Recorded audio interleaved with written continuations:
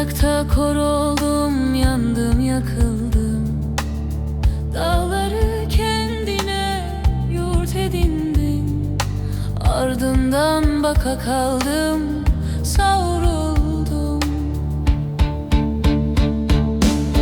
Gidenler gidenler dönmez geriye. Bir selam bırakır eski köşeye. Gidenler gidenler alır umudu. Sessizlik çöker kimsesiz evlere.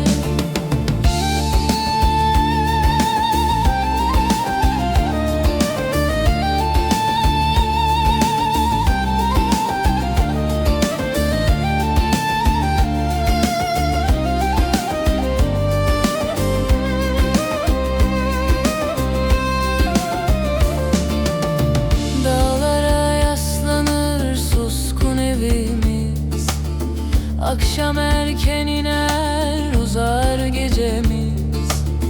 Bir fotoğraf kalmış, sararmış köşede. Zamanla öğrendik yokluğun dilini. Gidenler gidenler dönmez geriye. Bir selam bırakır eski köşeye.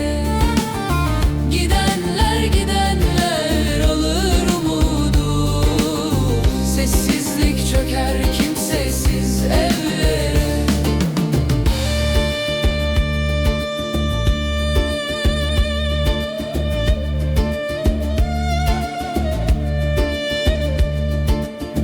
Kimi gurbet diye yandı, kavruldu.